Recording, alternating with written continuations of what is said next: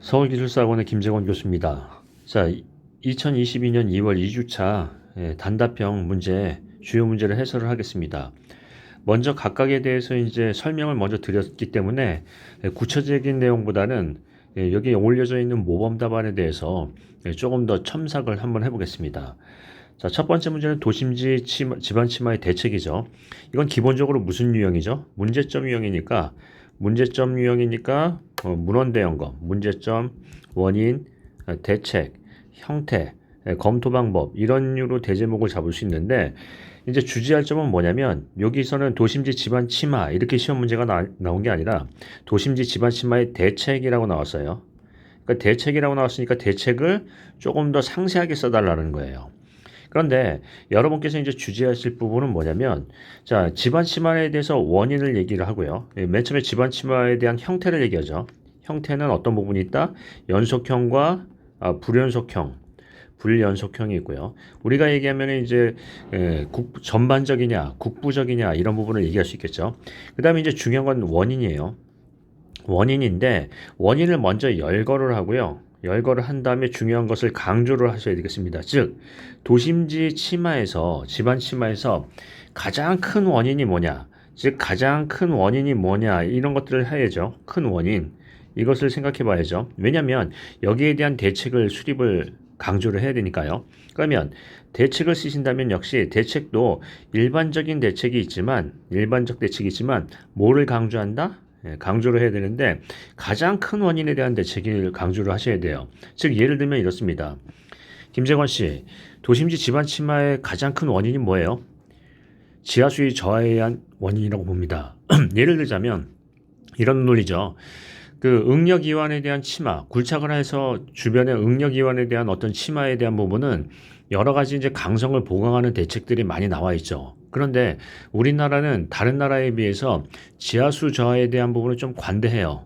어떤 기준이 조금 더 명확하지도 않고 거기에 대해서 이제 확실하게 관리를 하고 있지 않죠. 따라서 우리가 간과하기 쉬운 건 뭐죠? 그 간과하기 쉬운 원인은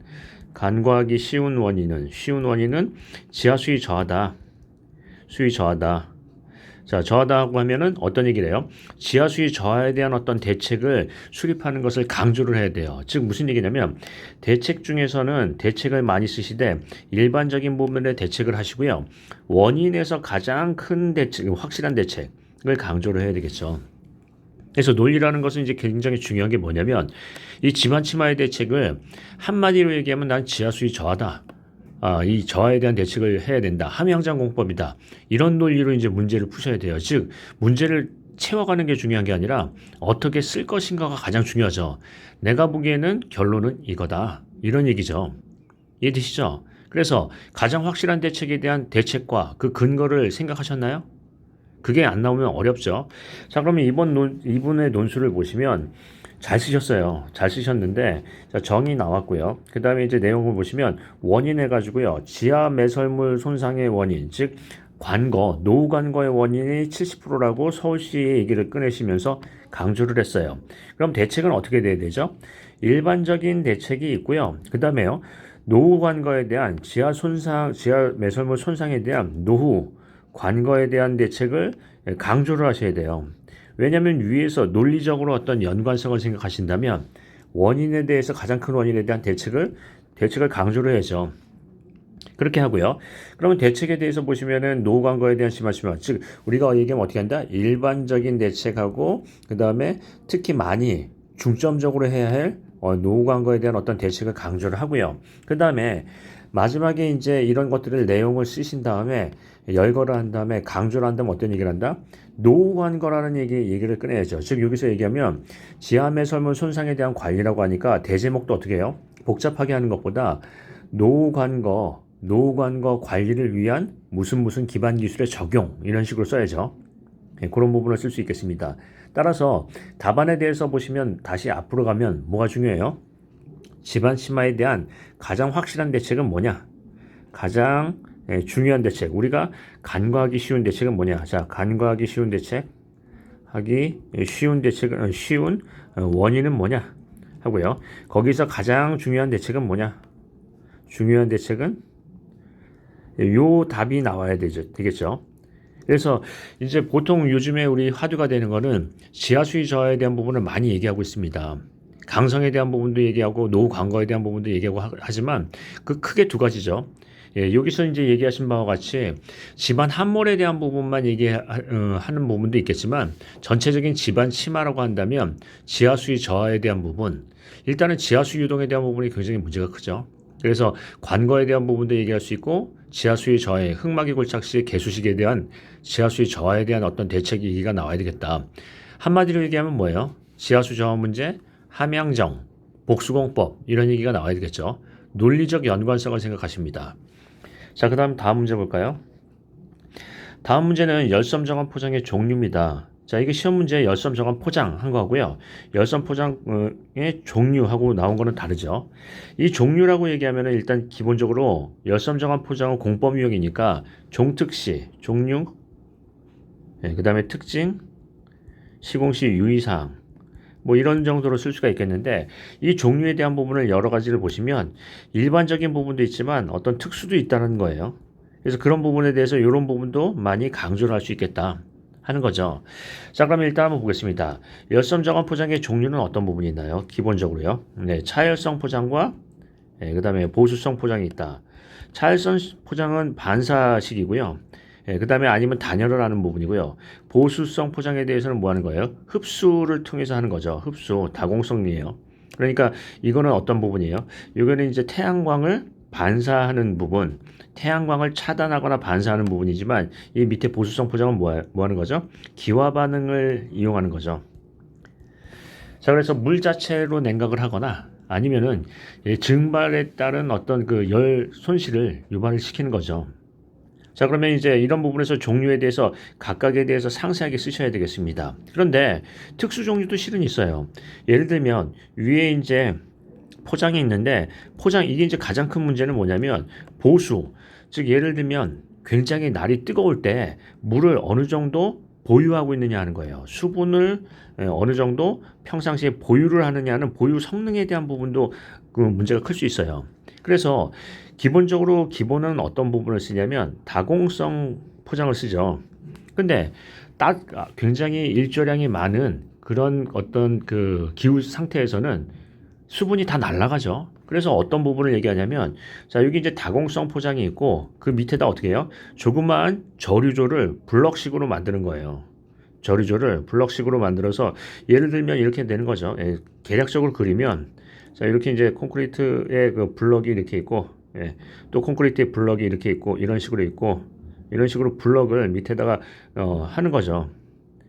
그리고 이제 여기다가 강성이 어느 정도 있는 그렇게 그 포장을 하고요. 여기 이제 뚜껑이 있는데 여기 이제 투수성으로 이제 이렇게 돼 있는 거죠. 그러면 물이 평상시에 어떻게 된다? 이게 저류가 되고요. 어느 정도 저류가 돼서 그 넘어갈 것 같으면 어떻게 된다? 여기다 구멍을 뚫어서 물을 유출할 수 있게끔 해서 얘가 증발산량이 이제 평상시에는 물을 어느 정도 담수를 한 다음에 태양광에 뜨거우면 어떻게 된다? 증발을 할 수 있게끔 하는 거죠. 그래서 이런 부분도 얘기하고 있고요. 또는 어떤 부분을 얘기하고 있나요? 여기 이런 것들을 빼고 평상시 여기 대규모 저류조를 만들고 저류조를 만든 다음에 얘가 어떻게 된다? 뜨거울 때는 얘를 물을 끌어올려서 어떻게 해요? 분사를 하는 거예요. 물 분사. 즉 그 수분의 보유 성능을 유지하기 위해서는 어떤 물을 저류조를 해가지고 한 다음에 이걸 어떻게 해서 분사를 한다 해서 이 냉각을 시키는 거죠. 그래서 이런 부분을 얘기해 보겠습니다. 열섬 저감 포장의 종류가 여러 가지가 있는데 이 종류의 성능을 올리기 위한 어떤 기능 향상을 위한 그런 종류도 있나요? 있다라는 거죠. 그래서 이런 부분에 대해서 이제 아이디어나 여러 가지 것들이 나오고 있는데 생각을 해보면 보수성 포장이 이제 유리하죠. 차열성 포장보다는 보수성 포장이 유리한데 보수성 포장에 대한 부분이 분명히 냉각 효과는 뛰어나요. 근데 뛰어난데 얼마나 물을 보유하고 있느냐. 즉 아무리 뜨거울 때도 물이 어느 정도 있어야지 이제 보유가 되니까 냉각이 되는 거죠. 그런 부분에 대한 어떤 포장에 대한 종류나 방법들도 여러 가지가 제시가 되고 있습니다. 그래서 그런 부분도 얘기할 수 있겠죠. 그럼 여기 이제 내용을 보시면 정의 쓰셨고요. 그다음 필요성 쓰셨고요. 제일 중요한 건 뭐예요? 공법 해가지고 여기 이제 종류라고 얘기했으니까 종류라고 쓰셔야죠. 공법과 특징하지 말고요. 포장의 종류 이렇게 이제 쓰셔야죠. 문제 존중. 그래서 차열성 포장과 그다음에 이제 투수성 포장. 이제 투수성 포장이라기보다는 보수성 포장이죠. 그래서 각각에 대해서 이제 특징을 쓰시고요. 그 다음에 어떤 얘기를 한다? 이런 부분에서 성능을 향상할 수 있는 그런 방법을 얘기하는 거죠. 즉, 차열성 포장에 대해서 성능 향상 방법을 쓰거나 투수성 포장보다는 보수성 포장이요. 보수성 포장에 대한 어떤 성능 향상 방안을 제시를 할 수도 있겠습니다. 자, 그 다음에 다음 갈까요? 자, 해안 침식의 대책. 해안 침식은 이제 한마디로 이런 얘기가 나와야 돼요. 무슨 얘기가 나와야 되냐면 면적 방어 방식, 뭐 방어 공법. 예, 그 다음에요. 예, 아니면은 이제 이런 연성 공법 이런 얘기가 나와야 되겠죠.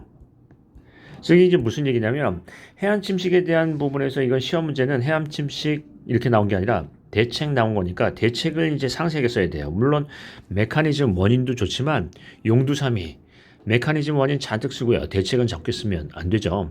그래서 대책에 대한 부분은 어떤 부분이 있다? 예를 들면 뭐 기술적 대책, 제도적 대책, 또는 뭐 면적 방어 방식, 선적 방어 방식, 또는 뭐 연성공법에 대한 적용, 강성공법에 대한 적용 다 좋은데 문제는 뭐냐면 단일 방식, 즉 우리가 얘기하는 선적 방어 방식은 별로란 얘기예요. 뭐가 낫다고요? 면적 방어 방식, 즉 예를 들자면 이 연안 침식은 여러 가지 원인이 복합적으로 일어나죠. 즉 연안 침식을 일으키는 것은 복합적 요인에 따라서 발생하는 거니까 대책은 이거다라고 특정하기가 어렵다라는 얘기예요. 따라서 뭐가 중요하다? 면적 방어 방식이라는 얘기가 나올 수밖에 없어요. 그러면 정의 나왔고요. 메커니즘 나왔고 그다음에 대책을 잘 쓰셨어요. 이 대책에 대한 부분은 그 분류식으로 구조물에 의한 대책, 양빈에 의한 대책, 무슨 대책에서 나눠줬는데 중요한 거는 중요한 어떤 키워드가 강조가 안 됐다는 거죠.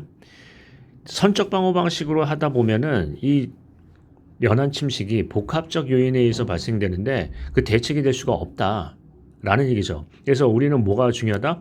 면적 방어 방식, 즉 복합적인 어떤 대책이 필요하다. 우리가 열화로 얘기하면 뭐죠? 단일 열화에 대한 대책이 아니라 복합 열화에 대한 대책이 필요하듯이 그런 부분이죠. 그래서 키워드가 뭐 나와야 된다? 예, 면적 방어 방식이요. 자, 그 다음에 이제 마지막 가보겠습니다. 분산형. 자, 분산형 유출 제어 시스템과 집중 유출 제어 시스템은 요거 이제 이 그래프를 좀 얘기를 하고 싶은데 이거가 이제 핵심인데 이게 핵심인데 이 그래프를 제대로 못 그리세요. 자, 이건 이제 한번 그려볼까요? 자, 이제 그래프를 그려보면 시간이 있고요. 그 다음에 이제 이게 유량이 있어요.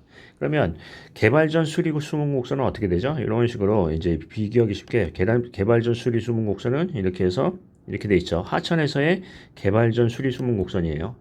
그런데 예를 들자면 우리 이제 집중형 물 관리를 한다 그러면 개발 후 수리 수문 곡선은 어때요? 이렇게 이제 올라간다. 이렇게 이제 올라간다 하는 거죠. 올라갔어요. 이해하기 쉽게. 그러면 저류 용량이 어느 정도 됐냐면 이게 이제 이해하기 쉽게 이렇게 이제 올라갔다. 그러면 저류 용량은 요만큼 생긴 거예요. 즉 집중형에 대해서 얘기를 한다면 개발 후 해서 집중형에 대해서 얘기한다면 얼마로 됐다? 이 정도의 이제 유량에 대한 저류 효과가 생긴 거예요. 저류 효과. 그런데 분산형은 뭐냐면 요 개발 후 그 저류 용량은 똑같아요. 똑같은데 어떻게 된다? 이걸 오른쪽으로 약간 옮겨 보겠습니다. 이런 식으로요. 왼쪽으로 옮기는 거죠. 왼쪽으로. 이렇게 옮겨 보겠습니다. 그대로 그래프를 옮기면 저류 용량은 여기만큼 생기죠. 즉 유달 시간만큼 생기는 거예요. 즉 우리가 얘기하면 하천에 유입되기 전까지의 그 시간도 뭘로 잡힌다? 저류 용량으로 하니까 이만큼의 저류 용량 증대가 난다는 거죠. 그래서 이 그래프를 이상하게 그리시는 분들이 많은데 정확하게 한번 이해합니다. 어떻게 된다? 저류 효과가 딱 거기 위치에서만 저류 효과가 있는 게 아니라 유달 시간까지 저류 용량으로 잡힌다라는 거죠. 그러니까 뭐가 더 좋다는 거예요? 분산형. 그러면 이 논술을 풀어갈 때 뭐가 중요하냐면 분산형과 집중형에 대해서 뭐가 낫다라는 거죠? 분산형이 훨씬 더 낫다. 이게 훨씬 더 중요하다라는 거죠. 그래서 중요한 부분은 이 두 개를 비교를 하신 다음에 뭐가 필요해요? 분산형 물관리에 대한 발전 과제가 중요해요. 어떻게 하면 분산형 물관리가 하는지, 즉 이 집중형에 대한 한계성을 얘기를 하고요. 한계성을 분명히 얘기하고요. 그 다음에 분산형에 대한 뭐 한다? 개발 과제 또는 발전 과제 이런 것들을 얘기를 꺼내야 되겠죠. 그래서 우리가 얘기하면 뭐예요? 생태 수로, 생태 연못 또는 이제 어떤 꼭 수로나 연못을 안 만들어도 돼요. 예를 들자면 어떤 부분이죠? 생태 공간 같은 걸 만들어 가지고 오목하게 만들어 놓으면 평상시에서는 거기서 이제 예를 들어서 오목한 그 부분에서 여러 가지 이제 그 위락 시설이나 이런 복지 시설로 쓸 수 있고요. 그게 이제 비가 와서 거기에 물이 고이게 되면 어떻게 된다? 저류 시설로 그 탈바꿈을 하는 거죠. 그래서 그런 부분에 대해서는 꼭 연못을 만들 필요도 없고요. 거기다가 예를 들어서 무슨 운동장을 만들어도 되고 아니면 뭐 다른 부분 주차장을 만들어도 되는 거죠. 그래서 그런 부분에서 이게 그 평상시에 주민 생활에 유용할 수 있는 어떤 유휴지를 만들고 거기에서 그걸 뭘로 한다? 분산형 물 관리를 한다라는 그런 개발 과제를 제시하는 것도 하나의 방법이에요. 결론은 분산형이 낫다라는 거예요. 집중력이 낫다라는 거예요. 분산형 그런 얘기가 나와야 되겠죠. 자, 그럼 이제 다시 한번 정리를 한번 해보겠습니다. 여러분께서는 이제 여러 가지 문제를 푸시는데 논술에 대해서는 핵심이 필요해요. 가장 중요한 대책이 뭔가요? 그 대책을 주장하시는, 제안하시는 그 근거는 뭐죠? 전문가라면 결론을 내고요. 결론에 대한 근거를 제시해야 돼요. 이게 이제 모든 답안을 보시면 그게 없고요. 그냥 답안은 답안대로 그냥 흘러가는 거죠. 이 얘기했다, 저 얘기했다가 저 얘기했다가 왔다 갔다 해요. 논술에 대해서는 그 논술에 그 뼈대가 있어야 되고요. 내가 얘기한 결론으로 끌고 가려면 그 결론에 대한 부분이 원인에도 나와야 되고 또는 뭐 이제 다른 형태에서도 나와야 되고 언급이 된 다음에 강조를 하는 거지 논리적으로 갑작스럽게 대책이 툭 튀어나오는 건 아니죠. 그래서 다시 한번 묻겠습니다. 가장 중요한 대책은 뭐죠? 그 제안 근거는 무엇인가요? 이 부분에 대해서 계속 한번 생각해 보시겠습니다. 자, 오늘도 이번 주도 수고 많으셨습니다.